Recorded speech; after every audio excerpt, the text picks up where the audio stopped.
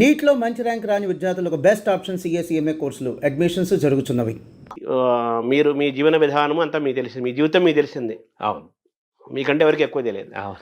కానీ నేను ఇటువంటి వాతావరణం నుంచి వచ్చిన వాడిని ఈరోజు మంత్రి హోదాతో ఒక పదవి నాకు ఇస్తున్న అనౌన్స్ చేశారు అనగానే ఆంధ్ర రాష్ట్ర ప్రభుత్వం ఏమనిపించింది సార్ ఫస్ట్ ఇది వినగానే? అంటే మీరు వేసిన ప్రశ్న చాలా గంభీరమైన ప్రశ్న వేశారు నన్ను. ఇందులో నేను మీతో ఏ అరమరిక లేకుండా ఒక విషయం ప్రస్తావిస్తాను. నాకు ఈ పదవి ఇచ్చినప్పుడు నన్ను మొట్టమొదట అందరూ అడిగింది ఏమిటంటే, మీరు దీన్ని తీసుకుంటున్నారా అని అడిగారు. నేను తీసుకుంటున్నాను అని చెప్పాను. వెంటనే నన్ను అడిగిన ప్రశ్న ఏంటంటే, మరి మీకు గతంలో తిరుమల తిరుపతి దేవస్థానంలో ఇస్తే మీరు ఎందుకు తీసుకోలేదు అని అడిగారు. ఇప్పుడు ఒకటి తీసుకోవడం ఒకటి తీసుకోకపోవడం అన్నది కేవలం మన వ్యక్తిగత అభిప్రాయం ఒకదాని మీదే ఉండదండి. నేను ఇదే ముఖ్యమంత్రి గారు చంద్రబాబు నాయుడు గారు నాకు ఒకప్పుడు ఇలాగే సలహాదారు పదవి ఇచ్చారు, ఎంతో గౌరవంగా ఇచ్చారు. కానీ నేను అప్పుడు తీసుకోలేదు. కారణం ఏమిటంటే, నేను భారత ఆహార సంస్థలో ఇంకా పదవీ విరమణకి దగ్గరికి వెళ్ళిపోయాను. ఆ సందర్భంలో ఇంకా నాకు ఇప్పుడు మారి ఇంకొక చోటుకి వెళ్ళి మళ్ళీ ఇక్కడ పదవీ విరమణ చేయడానికి కాగితాలు పెట్టుకోవడం ఇవి ఇబ్బంది వచ్చేస్తుందని నేను ఆ సమయంలో వెళ్ళలేదు. వెళ్లకుండా నేను ఉండిపోయాను. ఆ పదవి నాకు వద్దండి అని చెప్పేశాను. రెండవసారి నాకు జగన్మోహన్ రెడ్డి గారు ముఖ్యమంత్రిగా ఉన్న కాలంలో తిరుమల తిరుపతి దేవస్థానం ధర్మ ప్రచార పరిషత్తుకి సలహాదారుగా ప్రకటించారు.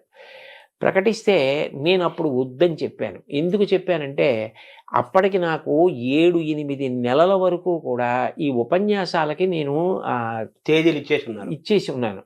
అది ఒక్కొక్క సబ్జెక్ట్ ఏమవుతుందంటేనండి, 30 రోజులు అలా చెప్పే ఉంటాయి. అవి చాలా పెద్ద పెద్ద సబ్జెక్ట్స్ చెప్పవలసినవి ఉన్నప్పుడు ఇంకా ఖాళీ ఉండదు. అప్పుడు నేను ఒక సమావేశం పెడితే వెళ్ళలేను. నాకే తెలుసు ఆ విషయం. నేను అది కూడా ఎక్కడో ఉంటాను, అనంతపూర్లో 4 రోజులు ఉండి సమావేశాలు చెప్పి అక్కడి నుంచి బళ్ళారి వెళ్ళచ్చు, లేకపోతే శ్రీకాకుళం వెళ్ళచ్చు. ఈ పక్కనే వెళ్ళాలని నియమం ఏమి ఉండదు. అప్పుడు అకస్మాత్తుగా ఓ సమావేశం పెట్టి మీరు రండి అంటే నేను రాలేనండి అని చెప్పాలి. ఇప్పుడు దేనికి తీసుకున్నట్టు ఆ పదవి? నేను వెళ్ళలేనన్న విషయం నాకు తెలుసు. వాళ్ళు నన్ను అడిగింది ఏమిటి? సలహా చెప్పండి ఏదైనా అని అడిగారు. నేను ఏం చెప్పానంటే, దానికి నాకు పదవి వద్దండి. కారణం ఏమంటే, నేను ఇంత ఒత్తిడిలో ఉన్నాను, నేను రాలేని సమావేశాలకి. నా వలన నిజంగా మీకు ఏదైనా సలహా కావాలి అంటే పదవే అక్కర్లేదు, మీరు నాకు ఫోన్ చేసినా నేను చెప్పగలిగింది అయితే చెప్తానండి అని చెప్పా. అట్లాగే నేను చెప్పిన ప్రవచనాలు వెంకటేశ్వర భక్తి ఛానల్ వారు ఎన్నో సంవత్సరాలుగా వేస్తున్నారు. నేను ఎప్పుడు వాళ్ళు ఏది అడిగినా నేను చెప్పినవి వాళ్ళకి ఇచ్చా. నేను ఎవరి దగ్గర పైసా పుచ్చుకోను. అందుకని అప్పుడు ఆ పదవి తీసుకోలేదు. ఇప్పుడు పదవీ విరమణ చేసేసాను. ఇప్పుడు నాకు ఏదో కొన్ని ఉపన్యాసాలు నేను ఒప్పుకున్న ఉన్నాయి. కానీ నేను దీని గురించి ఒక స్పష్టత వచ్చి పిల్లలకి చెప్పడానికి, నేను కాలాన్ని ప్రణాళిక చేసుకోవడానికి నాకు అవకాశం ఉన్నటువంటి సమయం. అందుకని ఇది అంగీకరించాను. కానీ యథార్థానికి నాకు ఈ స్థాయి కావాలి, ఆ స్థాయి కావాలని నేను అడగలేదు. బహుశా ఏ ప్రేమ చేతనో, లేకపోతే ఈయనకి ఇచ్చిన కర్తవ్య నిర్వహణలో ఇది ఆయనకి సానుకూలం అవుతుంది అన్న ప్రేమ చేతనో వారు అట్లా ప్రకటించారు. దాన్ని నేను కూడా అంతే సహృదయంతో స్వీకరించా. కానీ నా ప్రధానమైన ఉద్దేశ్యం మాత్రం ఒక్కటే, నేను పిల్లలకి ఉపయోగపడగలిగిన 4 మంచి మాటలు పిల్లలకి చెప్పగలిగిన, నా వల్ల ఒక్క పిల్లవాడు తన మార్గాన్ని మార్చుకుని చెడు వైపుకు వెడుతున్న పిల్లవాడు ఇది చెడు వద్దు అని మారగలిగిన, నీ దేశానికి గొప్ప సేవ చేసినట్లు భావిస్తా. ఎందుకనంటే మీరు ఆలోచించండి, ఒక్క పిల్లవాడు గాడి తప్పి ఒక తప్పు వైపుకు వెళ్ళిపోతే వాడు రేపొద్దున్న ఎంత పెద్ద నేరస్తుడవుతాడో, ఎంత ప్రమాదకరమైన వ్యక్తి అవుతాడో, వాడి వల్ల దేశానికే ఎంత అప్రతిష్ట వస్తుందో. నేను చెప్పిన మాటలు ఒక్క పిల్లాడినటువంటి మార్గం నుంచి తప్పించగలిగాయనుకోండి, మా అమ్మ 9 నెలలు కష్టపడి కని ప్రసవ వేదన పొంది నన్ను ప్రసవించినందుకు నా జన్మకి సార్థక్యం. ఒకటి మాత్రం నేను మనసు విప్పి త్రికరణ శుద్ధిగా చెప్తున్నాను శర్మగారు మీకు, నేను బ్రతికినంత కాలం బ్రతకను. ఎందుకనంటే 65 ఏళ్ళు వచ్చాయి. ఇంకో 65 ఏళ్ళు మాత్రం ఒక్కనాటికి బ్రతకను. నాకు ఎంతో ఓపిక ఉండే కాలం మహా అయితే ఇంకొక 6 ఏళ్ళు 7 ఏళ్ళు. ఆ తర్వాత శరీరం శిథిలం అవడం అనేది సహజంగా ఉంటుంది. ఇంత ఓపిక కూడా ఉండదు. ఇంతకాలం నయా పైసా ఆశించకుండా ఆధ్యాత్మిక ప్రవచనాలు చేశా. నా కోరిక ఏమిటంటే ప్రవచనాలు మానేస్తానని కాదు, కానీ 10 మంది పిల్లలకి నేను ఉపయోగపడగలిగితే, తల్లిదండ్రులకి, కుటుంబాలకి, ప్రభుత్వాలకి, దేశానికి నేను ఇంతకన్నా ఏ సేవ చెయ్యాలి? నాకు భగవంతుడు వాక్కునిచ్చాడు. ఆ మంచి మాటలు నేను పిల్లలకి చెప్పి 10 మంది పిల్లల్ని బాగు చేయగలిగితే ఈ దేశంలో పుట్టినందుకు, ఈ దేశమాత రుణం తీర్చుకోలేను, కానీ ఆ తల్లి వీడు నా కడుపున ఈ దేశంలో పుట్టినందుకు వీడు త్రికరణ శుద్ధిగా భవిష్యత్ తరాల కోసం తాపత్రయపడ్డాడని భరతమాత సంతోషిస్తే నాకు చాలు. అదే 10,000. అదే 10,000. దాని కొరకు అంగీకరించాను కానండి. నిజానికి ఇతర విషయాలు వాళ్ళు ప్రేమతోటి, గౌరవంతో ఇది బహుశా ఈయనకి ఉపయోగపడుతుందని కల్పించిన స్థానం అని నేను అనుకుంటున్నాను. దానివల్ల మీకు సహజంగా తీసుకున్నారు. నేను ఎవరిని ఇది ఇవ్వండి అని ఎప్పుడు అడగలేదండి. అది కూడా కేంద్ర మంత్రి హేమరెడ్డి హోదా అన్నా కదా, సహజంగా తీసుకున్నారు. కానీ దానికే మీరు అది వస్తుందని ఇది తీసుకోలేదు. ఇది చెయ్యాలి కాబట్టి ఒప్పుకున్నానంతే. వాళ్ళు ఏదో ఏర్పరిచారని. అయితే మీ కార్యక్షేత్రం ఎలా ఉంటుంది? తర్వాత మీ ఏ స్వేచ్ఛతో మీరు ప్రవచనాలు చెప్పటము, గో సంరక్షణ ఏం నడుస్తూనే ఉంటాయి? అయ్యో, అది ఇప్పుడు అకస్మాత్తుగా పూజ పూర్తయితే అక్షతలు నీళ్లు వదిలేసినట్టు వదిలేసేది కాదు కదండి. అది నా సప్తధాతువుల్లో జీర్ణమైపోయిన విషయం. అవును, అది నాకు ఎంతో సంతోషకరం.